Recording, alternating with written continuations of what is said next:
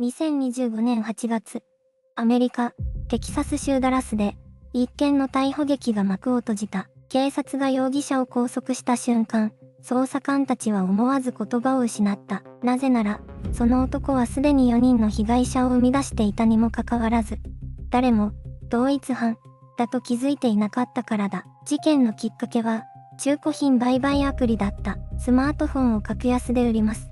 そんな投稿に惹かれた若者たちが、次々と罠にはまっていった。待ち合わせ場所に現れたのは、売り手ではなかった。そこにいたのは、暴行と拉致を繰り返す凶悪犯だった。しかし、警察の捜査記録には、最初の4件が全て、単純強盗、として処理されていた。被害者の証言は一致していた。監視カメラの映像にも、同じ人物の影が映り込んでいた。それでも、点と点が線でつながることはなかった。73日間、犯人は野放しにされていた。なぜ、捜査はつながらなかったのか。なぜ、5人目の被害者が出るまで、誰も気づかなかったのか。この事件には、現代の中古取引が抱える闇と、組織的な捜査の盲点が、恐ろしいほど鮮明に映し出されている。そして今、あなたが使っているそのアプリにも、同じ危険が潜んでいるかもしれない。次は、被害者たちが事件当日、どんな普通の一日を過ごしていたのかを見ていく。2025年8月、テキサス州ダラス。夏の朝日が、静かな住宅街に差し込んでいた。大学生のマーカスは、その日の朝、いつもと変わらない目覚めを迎えていた。スマートフォンのアラームを止め、ベッドから起き上がる。シャワーを浴びて、軽く朝食をとる。ごく普通の、月曜日の朝だった。彼の頭の中にあったのは、一つの取引のことだった。Facebook、マーケットプレイスで見つけた。格安の iPhone、出品価格は市場価格の半額以下、急いで売りたいから、という売り手のメッセージが添えられていた。少し安すぎるとは思った。でも、大学生にとって数万円の差は大きい。彼は取引を決めた。待ち合わせ場所は、ダラス郊外の駐車場。午後2時、マーカスは友人に軽く報告した。ちょっと買い物に行ってくる。と、その友人は、深く気に留めなかった。中古取引なんて、今や日常のことだから。同じ頃、別の場所でも、似たような朝が始まっていた。別の被害者、ジョーダンもまた、スマートフォンの画面を眺めながらコーヒーを飲んでいた。彼もまた、同じアプリで電子機器の取引相手と連絡を取り合っていた。待ち合わせ時刻は、マーカスより少し遅い。午後3時半、二人は互いを知らない。同じ罠に向かっていることも、知らない。この日、ダラスの街は穏やかに晴れていた。風も穏やかで、何も起こらないような、そんな一日に見えた。しかし、午後の太陽が傾き始める頃、すべては一変する。午後3時を少し回った頃、マーカスはアパートを出た。目的地は、ダラス郊外にある大型ショッピングモールの駐車場だった。Facebook、マーケットプレイスで見つけた。格安の iPhone を受け取るためだった。相手のメッセージは、ごく普通だった。駐車場の北側で待っています。それだけだった。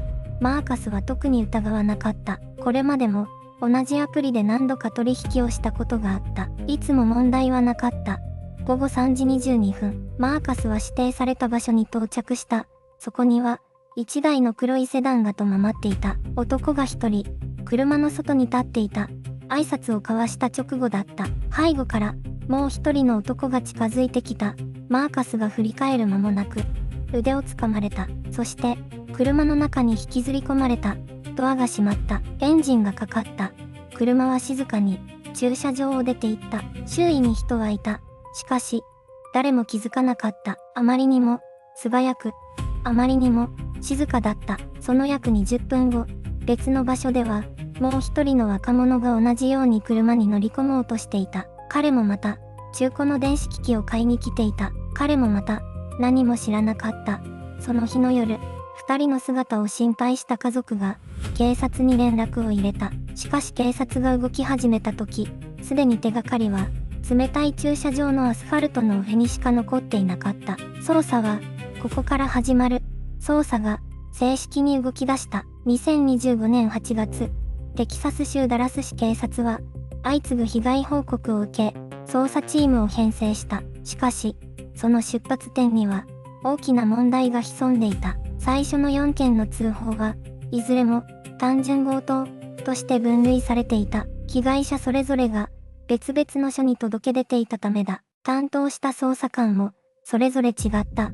記録は点として存在していた。線として結ばれることなく、被害者たちの証言には共通点があった。Facebook、マーケットプレイスで取引相手と連絡を取り、指定された場所に向かったこと、そして車に乗り込もうとした瞬間、複数の男に取り囲まれたこと。しかし、その共通点に誰も気づかなかった。転機が訪れたのは、5人目の被害者が現れた時だった。この被害者は、被害届を提出する際、ある一言を添えた。ネットで調べたら、似た被害が他にもあるようだ。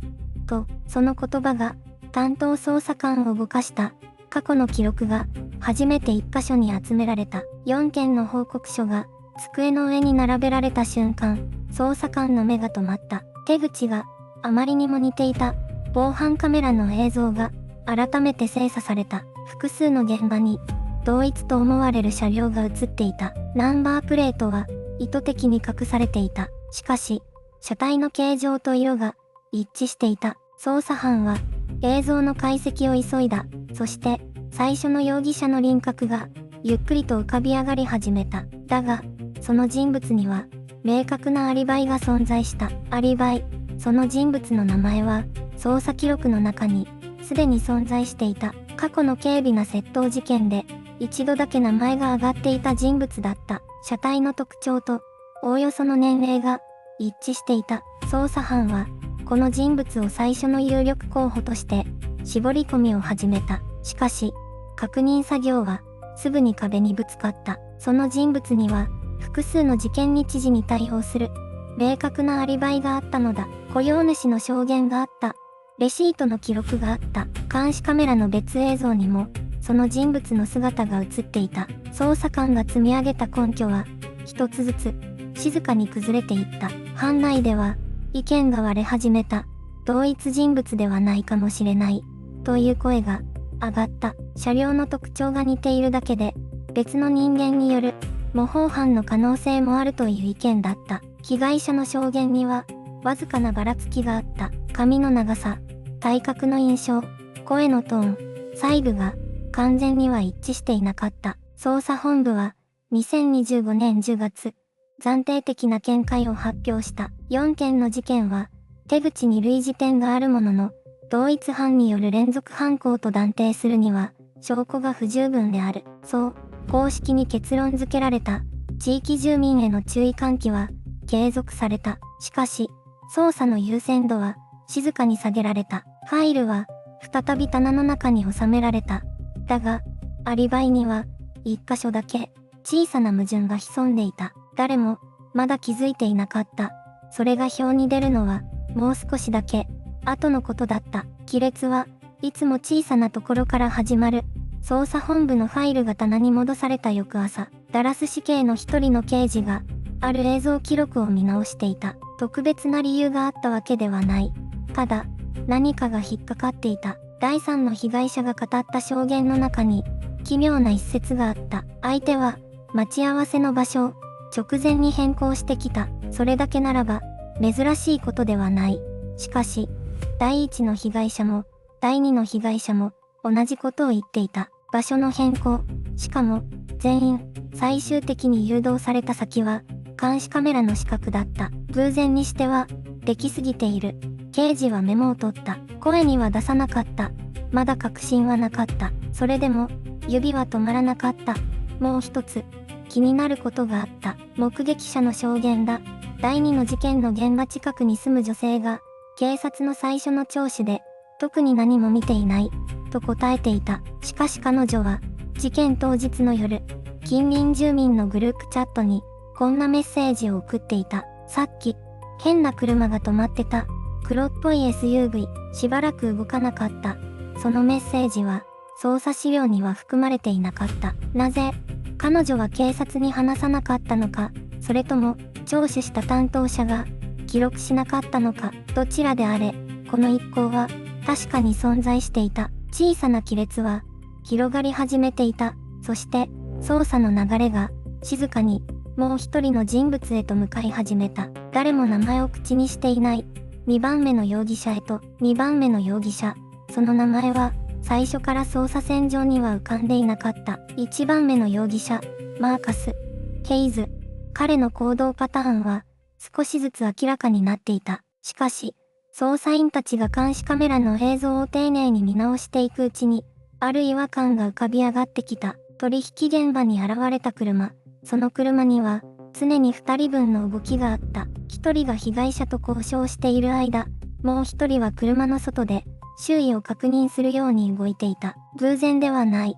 役割が分担されていた。5件の被害報告を並べると、パターンはさらに鮮明になった。1番目から4番目の事件では、SUV の助手席にもう一つの影が確認されていた。しかし、誰もそこに目を向けなかった。最初の報告が単純強盗として処理されていたからだ。被害者の一人、22歳の大学生が後になってこう証言している。取引相手の男の後ろにもう一人いた。ずっとスマートフォンを見ているふりをしていたけど、私の動きを見ていた。目が合った瞬間、全身が凍りついた。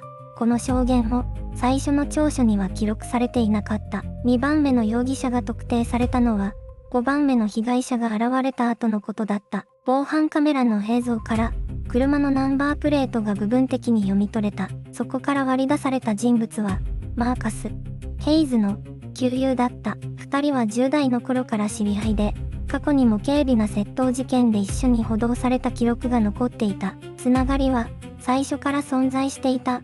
しかし、捜査がそのつながりにたどり着くまでに、すでに73日が過ぎていた。そして今、2人の人物像が揃った時、この事件は新たな局面を迎えようとしていた。単なる強盗事件ではない。計画された、組織的な犯行の輪郭が、ついに姿を現し始めた。2人の名前が、ついに1枚の捜査資料の上で並んだ。マーカス・ヘイズ。そして、その給油。73日間、警察が見落とし続けた。もう一つの影。捜査員たちは、改めて最初の事件から記録を読み直した。Facebook のマーケットプレイスに投稿された。中古のスマートフォン。売り手として現れた男。待ち合わせ場所に選ばれた。人気のない駐車場。そして、被害者が気を失う前に見た。2つの人影。最初から2人組だった。1人が取引の交渉役を演じ、もう1人が背後から接近する。役割は明確に分かれていた。これは衝動的な犯行ではない。事前に打ち合わせられた。冷静な手口だった。捜査員の1人が静かに言った。最初の4件が単純強盗で処理されていなければ、5人目は出なかったかもしれない。その言葉が室内に重く沈んだ。5人の被害者、5つの通報。しかし、点と点が線になるまでに、73日という時間が失われた。その間、2人は堂々と同じ手口を繰り返していた。監視カメラの映像が再度引き出された。最初の事件の映像と5件目の映像を並べると、車のナンバー、駐車位置、接触のタイミング、すべてが一致していた。なぜ、誰も気づかなかったのか。答えは、システムの中にあった。各所がそれぞれ個別に記録し、横断的に照合する仕組みが機能していなかった。情報は存在していた。ただ、繋がっていなかっただけだ。そして今、繋がった情報は、2人の居場所を示していた。事件は、終幕へと動き始めていた。2人の容疑者は、逃走の途中で身を隠していた。しかし、もはや逃げ場はなかった。捜査当局は、5件目の被害者の証言と、それまでの4件の記録を照合した結果、ついに犯行グループの特定に成功した。ダラス市警と連邦捜査局が合同で動き出した。事件発生から73日目のことだった。逮捕は深夜に行われた。アパートの一室。外に止められた車のナンバーは、最初の事件の映像に映っていたものと完全に一致していた。2人は抵抗することなく、その場で拘束された。被害者は合計5人。いずれも20代前半の大学生だった。Facebook、マーケットプレイスで中古のスマートフォンを買おうとした。ただ、それだけの理由で、彼らは凶行に巻き込まれた。起訴状に記された罪状は、強盗、暴行、そして監禁。うち1件には、武器使用が加重された。後半は2026年に持ち越され、現在も進行中だ。しかし、事件が終わったとは言い切れない。なぜ最初の4件は繋がらなかったのか。なぜ被害者たちの訴えはそれぞれ別々の棚に収められたのか。捜査当局は連携強化に取り組むと発表した。だが、その言葉が具体的な制度改革に結びついたという報告はまだない。情報は最初から存在していた。つなぐ仕組みがなかっただけだ。5人の若者が失ったものはスマートフォン代金だけではない。安全への信頼、日常への安心感、そして見知らぬ他者を信じる気持ち。それらは73日間という時間の中で静かに奪われていった。次回はエピローグ。この事件が社会に問いかけた本当の意味をたどる。その後、犯人グループは起訴された。裁判は2026年も続いている。5人の被害者のうち3人は地元の大学に戻った。しかし、残り2人の消息は公式には確認されていない。ダラス市警は声明を出した。今後は類似事案を横断的に照合するシステムを導入する。と、だが、その言葉が実際の予算措置につながったという報告はまだない。Facebook、マーケットプレイスは取引の安全指針を改定した。公共の場で昼間に取引を、その一行が追加されただけだ。73日間、4件の通報、そして5人目が出るまで誰も点と点を結ばなかった。情報は最初からそこにあった。つなぐ仕組みがなかっただけだ。あなたが今夜中古取引の通知を受け取った時、少しだけ立ち止まってほしい。その画面の向こうに誰がいるのか、誰にもわからない。